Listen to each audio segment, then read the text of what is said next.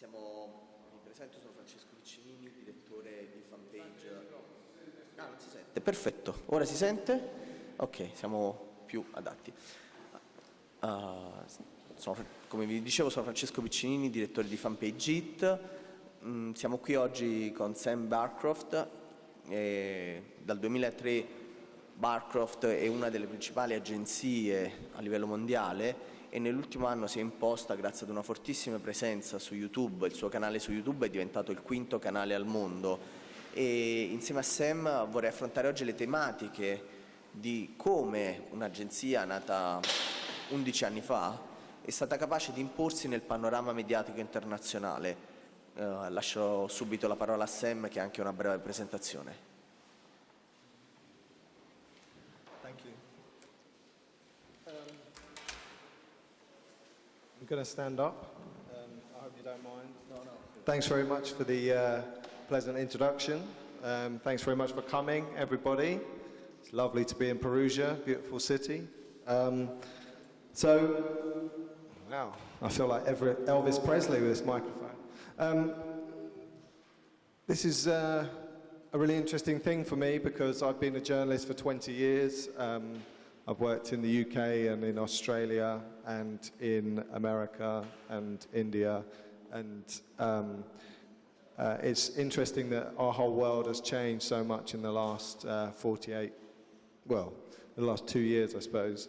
So I'm going to kind of just run you through a quick presentation to tell you what's been happening with us over that period of time.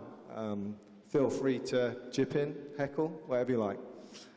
So this is from a site called Social Blade. Social Blade is a really helpful tool. It tells you how channels are doing on YouTube, and we're number 2 on there for news in the world. And why I think this is interesting is because most people would imagine that CNN and ABC and RAI and BBC would be top of the charts for news on YouTube, but they're not. If you look at the chart, number 6 is where really what you would imagine as one of the world's biggest news channels actually sits, which is ABC News from the US. Number 7, we have CNN, and either side of that we have Russia Today, which is the Mr. Putin's channel. ITN News, which is a big UK broadcaster, is down at number 10. But as you can see, there's a lot of names that you wouldn't expect to be in the equation there. The Young Turks is an amazing channel run out of Los Angeles by a lot of young people, and that does very well on YouTube. And ABS CBNN is a Filipino channel. And so this is a real good indicator of why nothing is the same online as it is on broadcast or print. And if you work online, you have to make stuff for online and for an audience that wants to consume it online. So that's the reason for that slide. And most people have never heard of me and never heard of what we do, which is completely understandable. But most people in the world who watch TV, read a newspaper, or go online to consume news will have seen our content a lot. I'll explain how this happens a little bit later. This video's been a big thing for us recently. This is our show reel, so you might want to turn it down a bit, DJ, because it might be a bit loud. Okay, that's not gonna, it's not helping me there. It's a PC, I can't work PCs.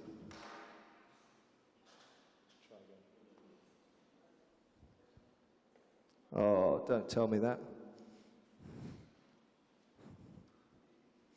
Okay, so it's a bit of a major tech fail. I'm going to move on. Traditionally on YouTube, people love comedy, people love fails, people love music. That's where they get all their big views from, that's where they make all their money. So a few weeks ago, it was very nice to see that we were the 7th most viewed channel in the world across the whole of the YouTube network. Right in between Shakira and Beyonce, which for me was a lovely place to be. I'll take that any day of the week, but that shows that content that is interesting, that grabs people's attention, that people want to consume, works really well. So I started Barcroft Media in 2003, and I was a photographer, a photojournalist, and my job was to go and find amazing stories, take great pictures, write them up, and distribute that to newspapers like the Daily Mail or the Sun or the New York Post and other papers around. Over a period of time, we became really interested in creating our own product because we decided that the stories that moved us and made us excited were stories that we thought our clients should be getting excited about. So we started from my spare room in a part of London called Tottenham, and I moved out of my spare room when I got so sick of my baby child crying that I couldn't sell any stories because I was on the phone. It didn't really work very well. We moved into the local business centre and I hired a couple of people and we just started working really hard to deliver exclusive content. We worked a lot on assignment for newspapers in London and Australia and elsewhere, shooting everything from red carpet events to major international news, hard news, features. And we really learnt about stories and about what editors got excited about, what readers got excited about, and what we loved as well. So we started to learn about stories that really resonated internationally. At that point, the print economy was falling away really sharply. Everyone was starting to worry about their jobs. Budgets were going away. So newspapers were firing people left, right, and centre, which became an opportunity for us. It meant that they didn't have a big staff that could go out and work on a story for 5 weeks and come up with a great page one exclusive. They needed other people to do that for them. So in 2003, we were a print-focused supplier of exclusive text and photographic content, mostly on assignment when we started. And that has changed completely now, although we still do that. And after a period of time, we had to start wondering what we were going to do that was different from a lot of other press agencies. When you have a small business, you have to do something different. You can't do what everybody else does, otherwise there's no reason for you to exist in a mature economy. And let's be honest, the print economy in London, after 200 plus years, is very mature. It's like an old person in a God's waiting room. You know, it's ready to die. There's so much competition around that there's just really no cracks anywhere that you could move into. So we realized that what people really loved was the content that we did that made them smile and made them feel emotional, made them excited. So we started focusing on inspiring and uplifting visual stories. And the kind of key word for us was exclusive, because at the same time, digital had come into play, which meant that newsrooms are being flooded with tens of thousands of pictures every day, tens of thousands of stories, many of them free at the point of delivery, coming from AP or Reuters that people have contracts with. So as a freelance, how do you get into that space? Well, you have to bring something new. So that's what we did. We wanted to bring something new and interesting, something that they couldn't get from AP or Reuters or anybody else. So that's what we started to do. But the big lesson that we take away from that is, you know, stories are everything. People want big stories, they want interesting stories. That's still what gets everybody excited, including the journalists. Journalists want to tell and be involved in big stories. So where are we now? Well, we've got an office in London. There's a little photo of our new office there. We have an office in New York. We have an office in New Delhi in India. We have a network of staffers all around the world. And we do things differently. We've evolved our own newsroom in the way that we want it to work. So our journalists, we have about 20 full-time journalists across those offices, but they're really not journalists in a traditional sense. They don't walk in the morning 10 minutes late, sit down, get grumpy, and be given a story to cover for a day or 2 days or half a day. These guys have to come up with ideas from the moment they walk in. They sit down, and the editor comes up to them and says, what have you got? What are we going to do today? Where would you like to go today? What are we going to achieve? I always say to all my reporters, I'll send you anywhere in the world. I'll fly you anywhere. I'll give you all the resources you want. If you can come up with a story that is going to be big, that's going to have impact, that's going to make a difference. Now, it's really difficult I've been an executive on the Daily Mail, on the Sunday People. I know what it's like in a big newsroom.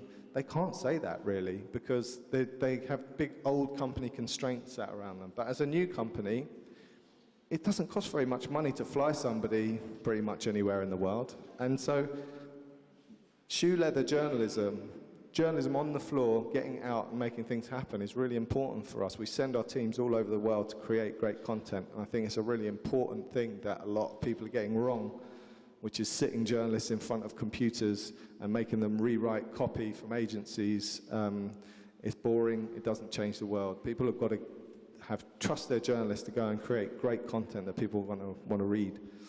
So what do? We create exclusive, shareable, emotional content. So they're the three things that we want in all our content. We want to have something nobody else has got.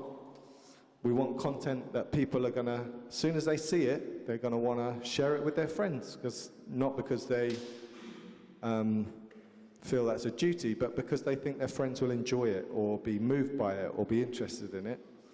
And we want it to be emotional because if you love a song, you get emotional about it, you have a much bigger connection to it. If you love a piece of art, if you hate something, if you're shocked by it, if you really disagree with a point of view, it means you engage straight away. It gets you excited about what you're doing. It means that you're going to have a real feeling for that story. Now imagine if you had a newspaper business where at 6 o'clock every morning, kid comes to your door, throws your newspaper on your doorstep. You open it up. You find a great story on page 3, you think, wow, I'm going to tell all my friends. Everyone's got to see this. So you go to the shop, you photocopy 600 copies of it, right? And then you walk around and you put it into everybody's letterbox like that, right? Brilliant. That's what Facebook does. With one click, it shares that content with all of your nearest and dearest, big emotional connection with those guys as well. And it's the world's most clever ever distribution model. You're distributed by your readers and by the people that follow you. So anyway, practically, the way we do it in our HQ in London is our content comes from all over the world, digitally, into our newsroom, where we have a live edit. And the live edit is in the middle of that picture. It's a bunch of guys who work the video 24 hours a day, editing it, transcribing it, getting it ready and getting it out. That video goes out in a really coordinated way with our stories, with our pictures, and so our producers have to know not just how to write a story that people are going to get engaged with, they have to commission the photos, they have to commission a videographer or a director, they have to write the shooting script for that film, they have to write the film, they have to then, when it comes back, write the edit script and edit that film with their team of editors to make sure it's excellent. They're very good. I have a very good, very clever, very sexy team of journalists who I love very much. And they're very good at what they do, and we do it differently from everyone else. So then, when we've got this great story, whatever it may be, we cling on to it really hard. We make it ours. We work really carefully with our contributors, with the people we work with, so they feel well looked after. We have a core set of values. Fleet Street is famous for behaving badly. It's famous for telling somebody that they're going to be fine and then doing something completely different. It's all over. We look after people carefully. They work with us because they trust us, and they trust us to tell their story fairly and completely. So it's a real big thing. Values are really important. It's a big piece in the UK right now, and we're excited to have got hold of that in our heads. So, we were doing well in terms of print. We decided to make a TV company. So now what we do is those people that work with us to do a print story, somebody's got an amazing story, tells us that story, shares it with us. We now make those into TV documentaries. So we make TV documentaries for National Geographic, for Discovery, for Animal Planet, for Channel 5 in the UK. They go all over the world. So tomorrow night we have we made a film with Bear Grylls about Mount Everest, which premieres tomorrow night in the US, and we have a number of other specials coming out at the moment. And what we do with these shows is We know what people like because we have all this data coming back from our YouTube channel, from our clients, from our viewers. So we create ideas for shows that we know are going to work. No magic potions, no sorcery, no witchcraft. We can actually just say, this is what's going to work. And now the broadcasters believe us because we had an animal show that premiered on Animal Planet last week with 75% above the normal viewing slot average. That's because we know what works, and it pretty much happens with everything we do as long as we're left to do it. So the data that we get back from our people is really important. So what we try and do is deliver shows that inform our audience, that entertain our audience, and which rate for the people that commission them. And that's the most important thing. You're not going to get any more work unless your shows perform well commercially. So how did we do it? On YouTube. So in 2012, our YouTube channel was there for a purely commercial reason, which was we were shooting lots of video for TV shows, segments, news magazine segments for people like Explosive in Germany, for various Japanese shows, for Entertainment Tonight in the US. And what we did was we couldn't work out why people weren't coming to license that material from us. It's costing us a lot of money to do, and we needed to keep selling it to different people in order to fund the journalism at the front end. So what we decided was we were going to try and get it up on YouTube because YouTube search results come right high up on Google. So we decided that if someone was searching for a guy with a pet polar bear, he's not going to just go around every single video footage licensing site in the world and try and find it. He's going to Google it, right? She's going to Google it. They're going to Google it. So what we did was we just put little segments up on Google, and it worked. People started phoning us up, emailing us, saying, oh, great film, can we license it for this show, for that show? Brilliant. But so that was 2011. So 2012, we started realizing, hold on, people are watching this stuff, not just for commercial reasons, but because they like it. You know, we started building a public audience. And at the end of 2012, we got one of those emails that you get sometimes in your life that have big energy, like, I'm leaving you, never phone me ever again, or, you know, you've won the lottery. So we get an email from Google saying, hi, we love your shit, and we want to put it in the Google Zeitgeist. They didn't swear, they're not allowed to swear.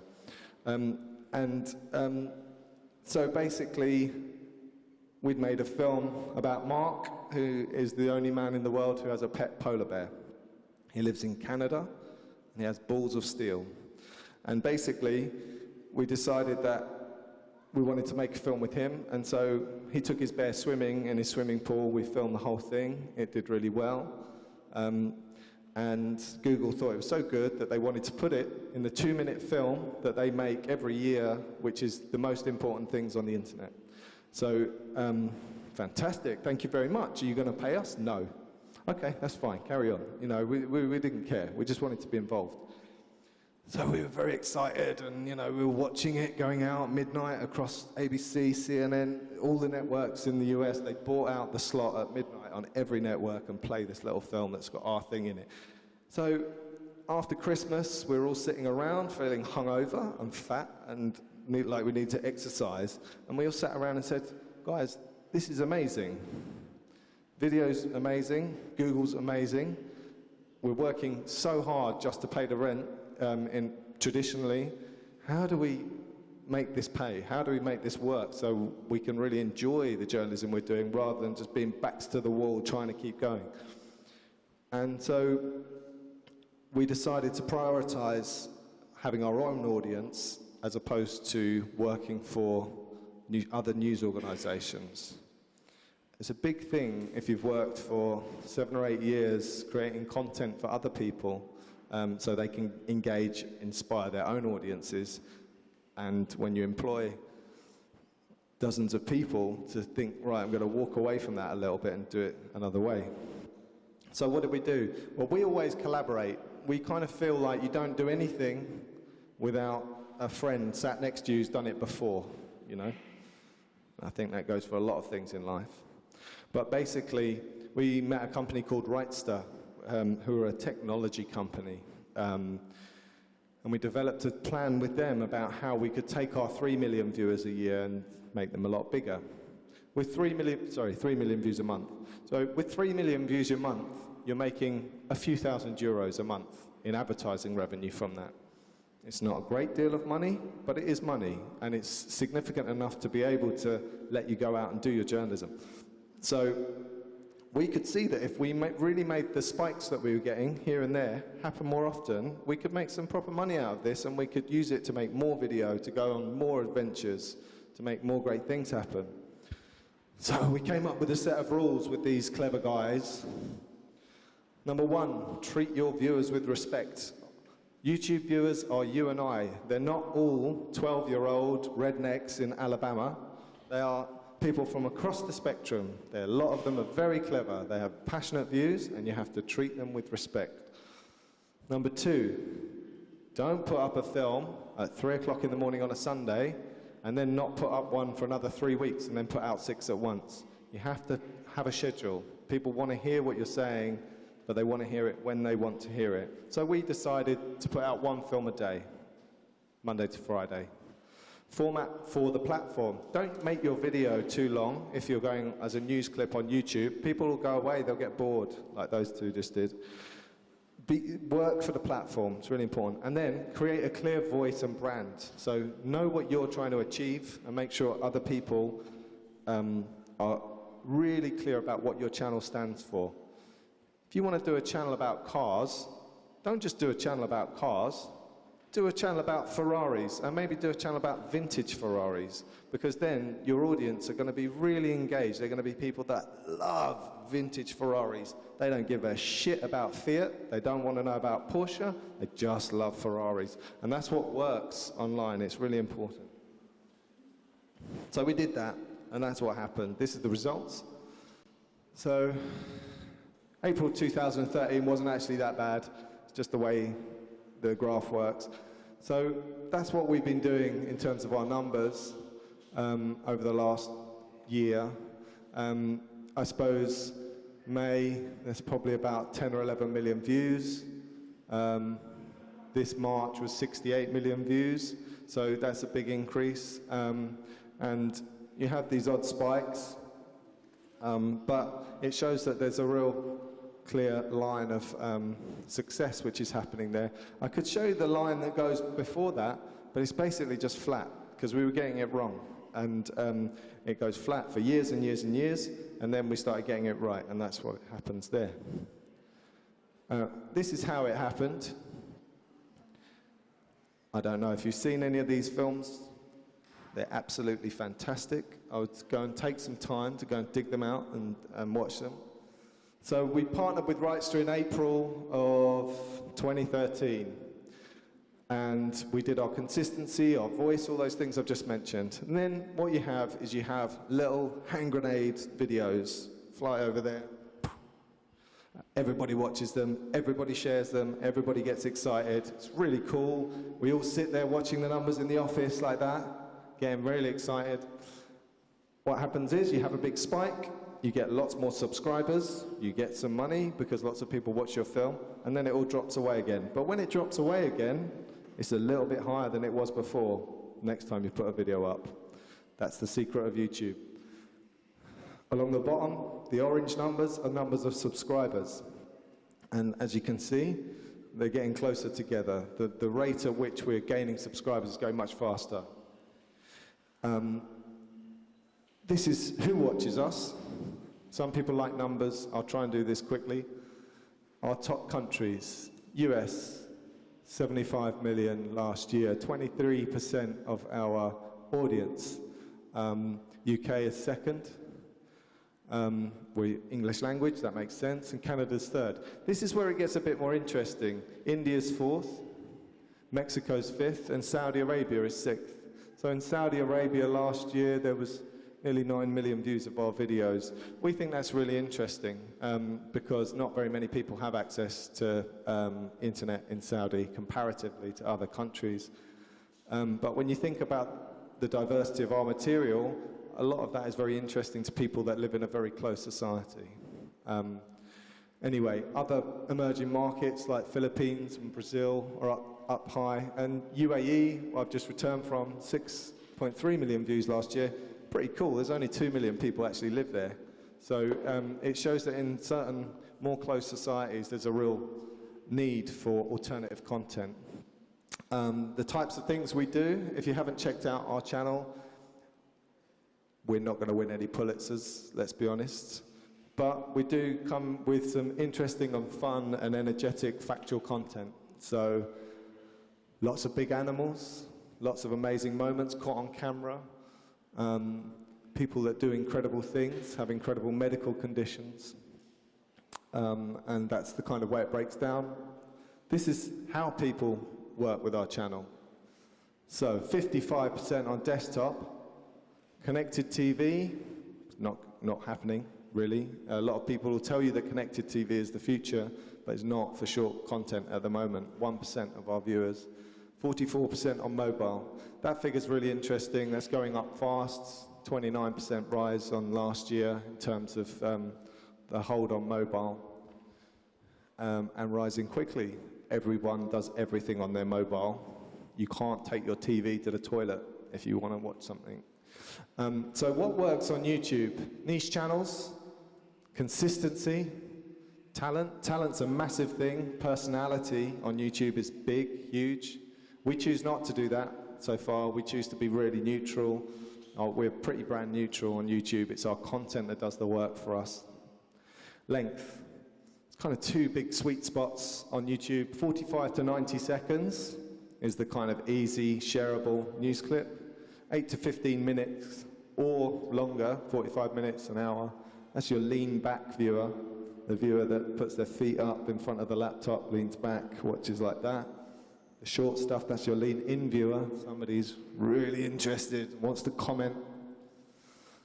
But it's really all about the first 5 seconds on YouTube. That's why they have skippable ads that are 5 seconds long, because if people really get it in those first 5 seconds, there you go. So, we have a lot of other stuff going on, but how would you do it? These are ways you can personalize YouTube if you're into that kind of thing. Be native, produce for the platform optimize your videos, listen to your audience, talk to them, and use editorial intelligence plus the data to create conversation-starting content. You want content that people care about, that are going to talk about, that they're going to argue about, that they're going to talk to their friends about. So we think content is really super important, but it's how you curate that content, how you tell that story, how you contextualize it, that really matters, because that's why our material does so much better on our channel than it would anywhere else. It has a team of journalists that analyze it, that work with it to really make it newsworthy and to verify it and to tell a story rather than just present some content. And how you put that together into different sections is really important. So next, we have one channel, it's doing well. We have a few different things that we're going to do. Sorry, I've not one of your questions out here, but it's in the deck. Channelizing. What's channelizing? So channelizing is when you, sorry to the interpreter, I don't know if there's an Italian word for channelizing. Channelizing is when you take your content and divide it into verticals. So, we have a lot of animal content, we have a lot of medical content, we have a lot of adventure content, all on one channel. But if you love adventure, so if you love a guy on a tightrope over the Grand Canyon, you just want to watch those films, and then you see a baby with a huge head tumor, you're just going to unsubscribe. You're going to say, oh, forget it, man. I just want to see some abseiling or some hang gliding or some adventure stuff. I don't want all this sick medical stuff. So we start to lose subscribers. So we might have 60,000 people subscribe to our channel in a month. But if they start getting what they don't want, they're just going to unsubscribe. So we're going to lose 20,000 in that same month. It just doesn't add up.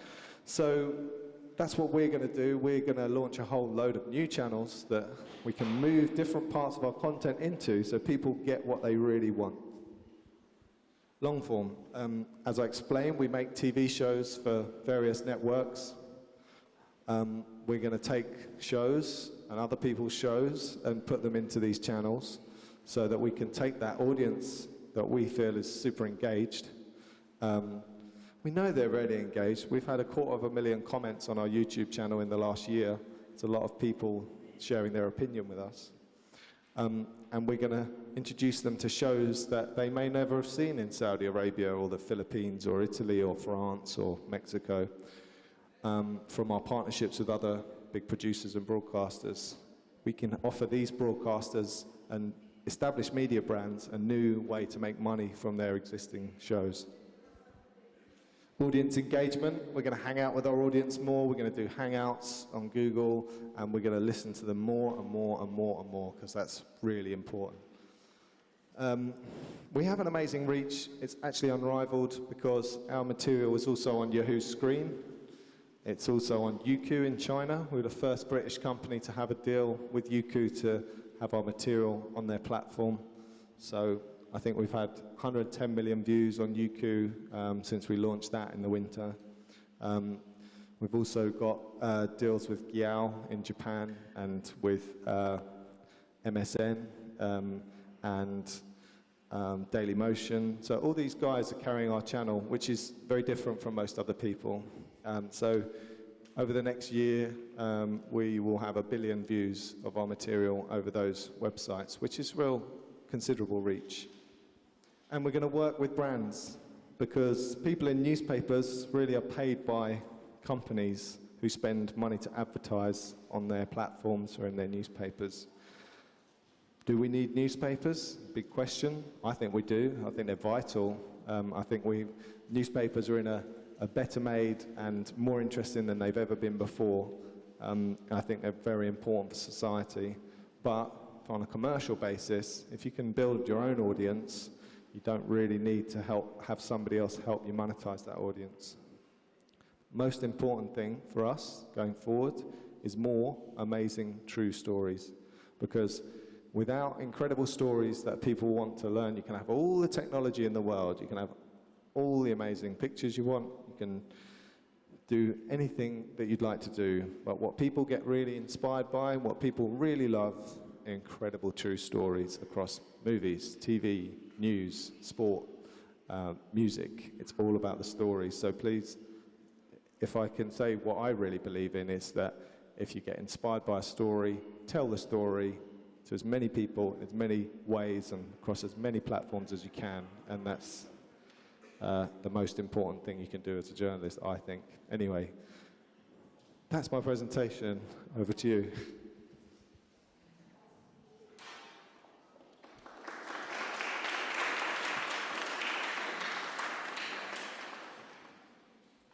Thank you, Sam. As I told you before, I'd like to share with you a few questions and then leave the word to our audience. Funziona? Però questa volta l'avevo acceso. Ora sì. Okay. I'd like to share you with some questions and then leave to our audience if they want to ask you things. I think it's very interesting what you said, because it's your panel. This panel is just a brand new way of making content. Like, for the first time here, I'm hearing people saying things a little bit different and focusing on how to make the content, but also how to make a content that looks like that people want to share, that people are looking, and that people are actually looking on the search engine. So first question, what makes, as I asked you before, what makes really Barcroft channels so appealing to the audience? I'm not quite sure, if I'm really honest. I think people now trust our channel to tell them things really clearly and simply, and to deliver something every day that's different and exciting. But that they believe, and that brightens up their day a little bit, or makes them feel something, or gets them slightly excited. So I think it's about just bringing interesting material every day to a bunch of people that get feel something from it. Here you got many young journalists. If you could tell them something, would you like to tell them? Well, I would like to tell them that they should have done what their mother told them and been doctors. There's lots more money in it, and you save people's lives. It's much more important. Well, it's not actually. I don't think that's completely true, because I think you can change the world as a journalist. We've told a lot of stories that have had a big impact. We did a big investigation in India on child labour around the time of the Commonwealth Games. And in our own way, the way we brought that story to the world was by showing the pictures of the little children screwing the chairs into the stadiums when the Indian government had said there weren't any child labour involved in the Commonwealth Games. So you can change things. We change those children's lives, and you can change things really well as a journalist. I would say the best job in the world is being an active, busy journalist. I've been all over the world. I've been to so many events that as a person you can't get anywhere near. I've shaken hands with people that I shouldn't have been anywhere near, you know, and lots of people I've got my chance to tell my story and talk to people that it's just incredible, really, when you think about it. So it's a wonderful job. You get to go to all the best parties. You get to ask questions of people that are really fascinating, and I think it's a great thing to do with your life. If you want to travel, if you want to have a passionate and exciting life, there's nothing better to do.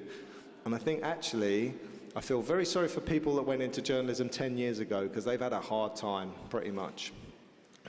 But I actually think that now is a brilliant time to get into journalism, because you can all be sitting here writing stories, delivering them to millions of people from your mobile phone.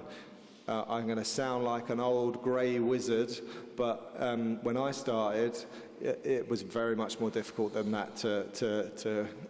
You had to go and print something and hand it out, as I said earlier. So I think there's a great opportunities for journalists. I'm an ambassador of a school in the UK, which is all about offering apprenticeships to young people, and we have a big apprenticeship scheme in the UK with 8 young video journalists that we support and who work for us, who've all gone and worked on major TV shows with us. And we believe deeply in young people engaging. And what's great is young people know how computers work. Young people understand Twitter, they understand Facebook, and that is how we were all going to be communicating. We're not going to have these big platforms that rule our lives. We're just all going to spread information here, there, and everywhere. So I think it's a fantastic time, but you do need to get educated by people who remember the basics of journalism, who really understand the fundamentals of journalism.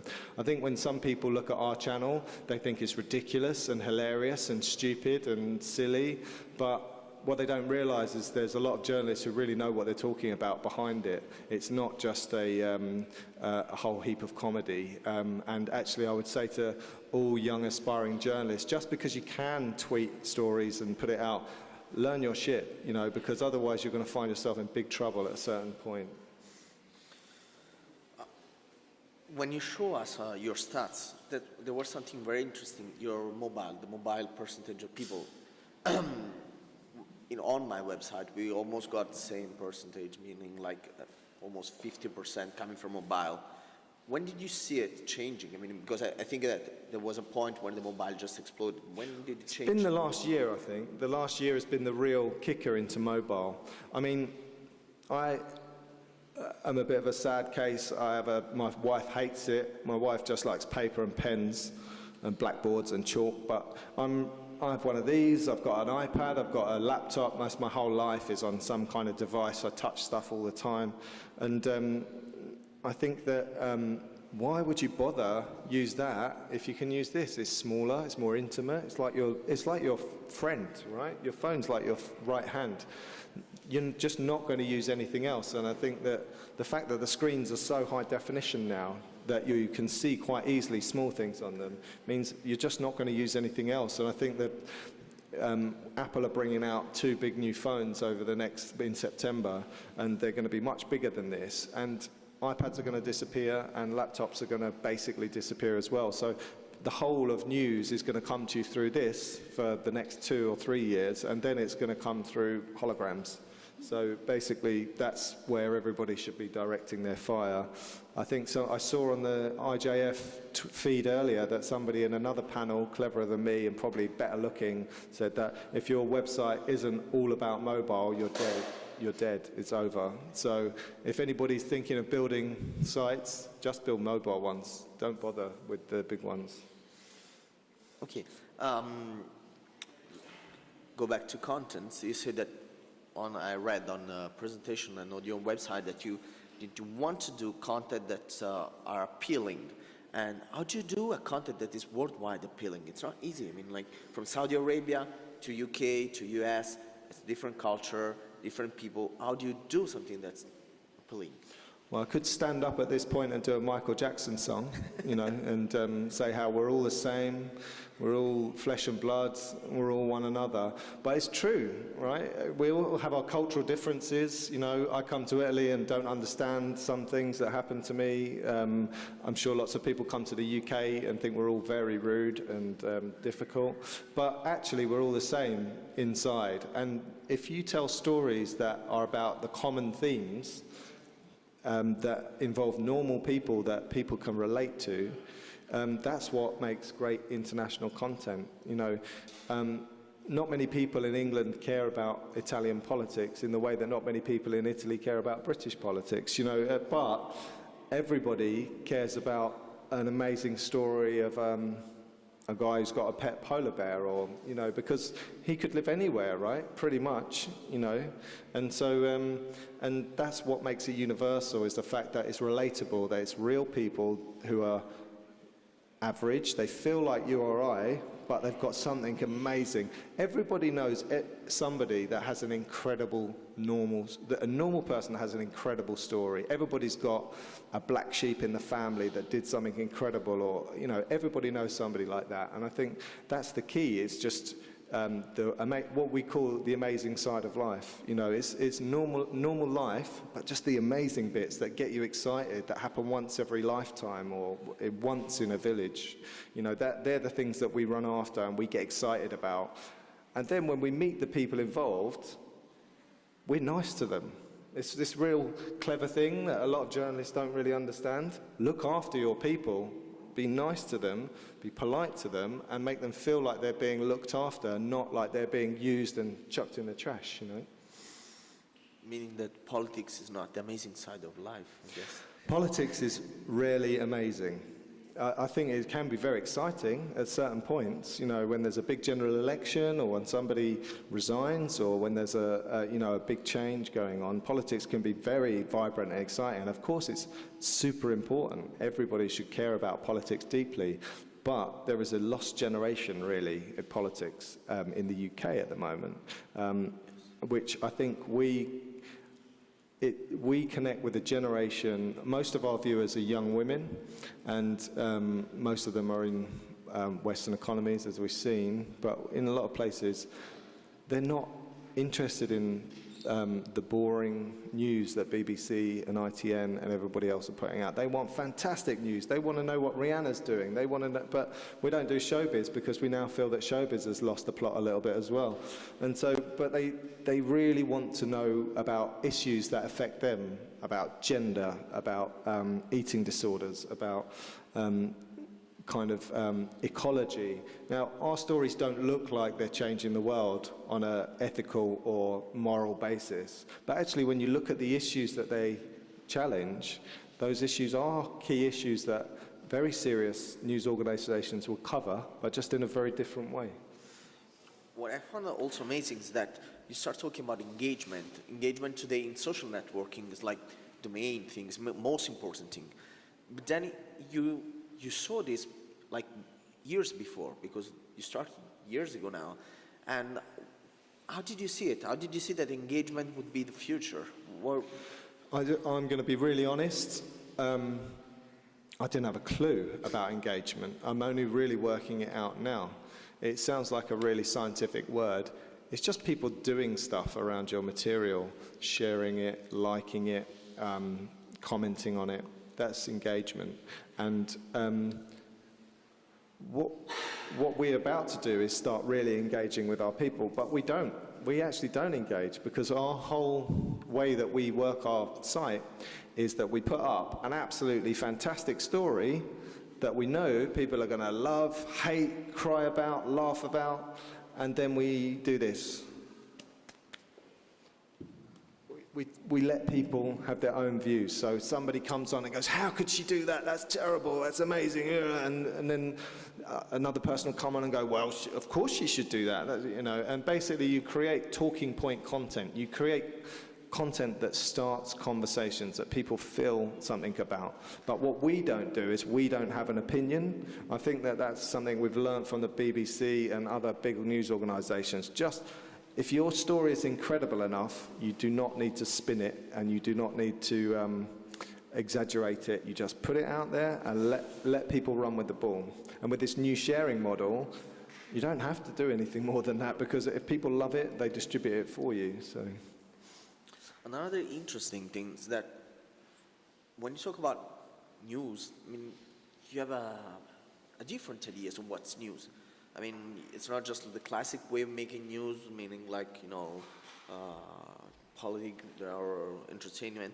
You mix things. Like, you see the entertainment or the amazing thing, the viral videos, as part of making news today. Is that really the only way that we're gonna have? Like, is that the only future we're gonna have? I think it's a big part of the landscape of news. I think if you look at popular news magazines, they've always had that kind of content in them. I think most TV news shows in America and the UK have what they call a Coco moment at the end, which is the nice warm story when you've watched half an hour of people being bludgeoned to death in Africa, and famines and floods and economic collapse. You want something that just sends you to bed not wanting to hang yourself. That's been a part of the news landscape for a long time, I think, and so we are a slice of news. We aren't going to win any big prizes in the news agenda. I've worked on a lot of hard news in the past. I have a great respect for people who risk their lives to bring very important stories to people. It's not what we do at the moment, because there is no economy that makes that work for a small business. I'd much rather be working on what I would see as important news. My mother would be much more proud of me. I'd have some awards on the shelf by now. But the reality of it, if I want to pay my staff, I have to go after stories that people are going to click all over the world, because that's the only way I can pay the bills. And I think that I can only balance that up in my head and my heart by knowing that those stories that we tell are authentic and true and have a real strong set of values attached, proper journalistic values underneath them, because otherwise I would feel like a fraud, you know. I'm really interested, because what we do on my newspaper is basically more or less the same thing in Italy, meaning that we really work on not only on the engagement, but also making an entertainment. Like, we try to do a broadcast, not just a newspaper, something really wide. So it's interesting to see that, you know, an international agency is doing the same, or selling contents, of course. But the other thing that I would like to ask you is, on this point, is that what do you think? You show us also the stats about TV. In Italy, we call it smart TV. Do you think will work? Will it work? Will it shut down? Will it have a space or not? I think it's really interesting. I think I've been going to a lot of conferences recently and listening to a lot of really boring people talk up in acronyms. And one of the ones that I've managed to remember, most of them I've forgotten, one of the ones is an OTT viewer. And an OTT viewer is someone who is an over-the-top viewer, which means they don't care where they consume their information. Some people only will ever use their phone. Some people will only ever check Facebook on a computer at work. Some people will only ever watch the TV. But the new generation are OTT viewers. So they'll start, they'll get a tweet from BBC News saying something's happened. They'll then go onto the TV. They'll be watching the TV, they'll have a call, they'll talk to somebody about it, they'll tweet it back, and then they'll see it on the laptop over there, and they'll interact across any platform. I think that connected TV, there's a lot of big companies that would love it to work because they just want to make money, and it should work, really. But I think that in the way it's set up at the moment, the technology isn't fluid enough. It doesn't make for as easy and accessible experience as phones and laptops. That won't last, and soon we won't talk about platforms anymore. It will be just wherever it is. And I do think when the holographic stuff comes through, screens are going to be everywhere, and the whole idea of a screen will be gone in 10 years' time. So I think at that point, the idea that we care about this as opposed to an iPad, which is slightly bigger, will all be gone soon. Yeah, but I think it comes back to the idea that really engaging content, it doesn't really matter whether somebody's telling you a story, whether you're watching it on TV, whether you're getting it on your phone. As long as you're hearing the story and you're getting it how you want it, that's what really matters. I mean, this is one of the biggest change we ever had into news industry now, so far. And it's amazing how it has happened so fast. I mean, like, if you think about it, 6 or maybe 7 years ago, there was nothing of all of this. And it's amazing how it's going to be all, like, even faster with the new screen, with the 3D and all of that.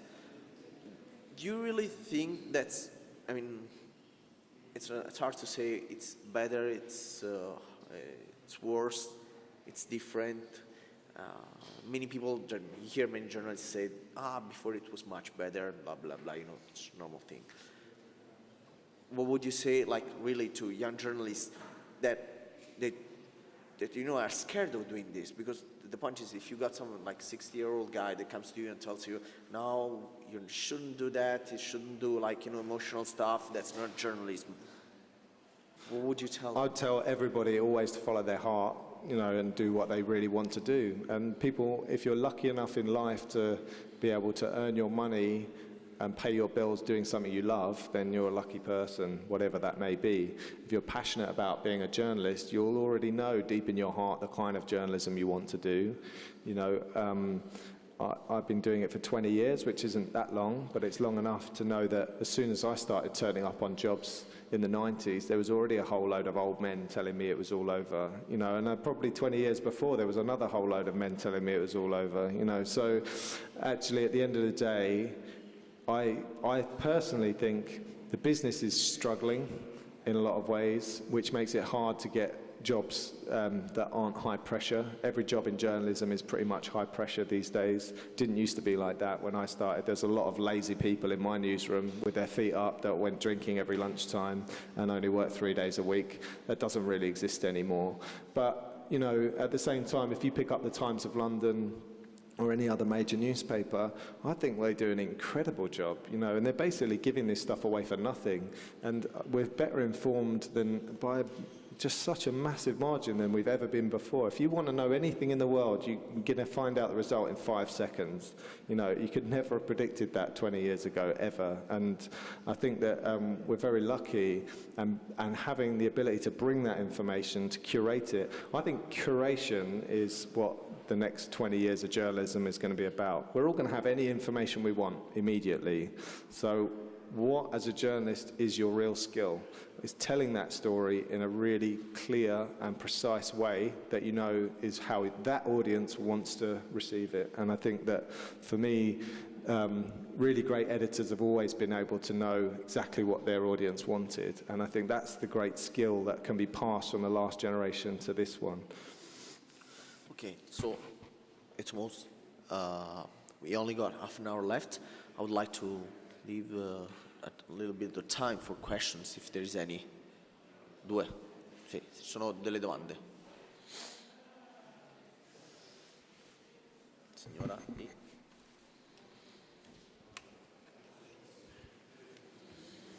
Thank you very much. I have 2 questions, actually. One is about contents. You said that when your staff comes up with ideas, you send them out in the world and tell them to come back with a story. And I wonder, is there a selection on the stories? Absolutely, yeah. Right. What happens if the story is actually rubbish when they come back with a rubbish story? I just tell them not to come back. No, yeah, just don't come back. And how often does it happen? It doesn't happen. It rarely happens because actually I say that we do shoe leather journalism. We waste our shoe leather going to places and doing things. We do, but we spend a lot of time. We have a very strong editorial management team who stress test the stories and the access before anybody goes anywhere. So yeah, we talk to everybody, we stand up exactly what the story is before we go, and then the team go for a very specific period of time with a very clear set of objectives of what they need to produce. Because unlike a lot of other things, they have to produce a 5-minute film, they have to produce 2,000 words, and they have to produce a stunning set of photographs, that one crew, and they've usually only got 2 days to do it. So it's a very precise and regimented way of producing that we've developed internally. So they can go anywhere in the world and they do travel extensively, but it's within a really clear framework. And the other question is, did you actually target the markets we saw on the list? Emotions are pretty much universal, but I wonder if you target the market, except for the English-speaking ones, like Mexico, for example, and if so, if you have any plans for China? Well, number one, absolutely not. Most of what we do is just one big rolling mistake, and we just hope that some of it works, you know, and essentially we can't dictate what people are going to like. We just have to take advantage when they do. So no, we didn't target Saudi. It seems like the craziest thing in the world that anyone in Saudi could even watch our films, let alone enjoy them or comment on them. So no, on that one. And you had a second part of that question, which I've now forgotten. The question was, I don't know whether the second part of the question is still valid, because I was asking about China. China, yeah. So we've been working in China for 10 years, producing our own content from China, and also our material. We started photographically, as I said. We sell more pictures in China than anywhere else in the whole of the world, because the Chinese love factual, and they're great consumers of media.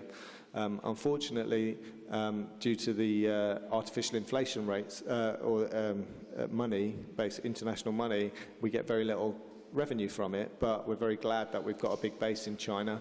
We partnered with Youku, which is the Chinese version of YouTube, in December, and it's been a great success. So we've had over 100 million views since we did that, and that's all translated into Mandarin. So we have a big audience in China at the moment, and I actually have been doing some great meetings with Tencent and some of the other big websites over there. I met the chairman in London recently, and we're very excited about China because the audience is just as excited about our material there as they are in other places. And before anyone asks, no, we have no censorship of our material whatsoever in China of any level. Everything we put out gets played in China. They love polar bears. Thank you. We're running late, so sorry, right. Go.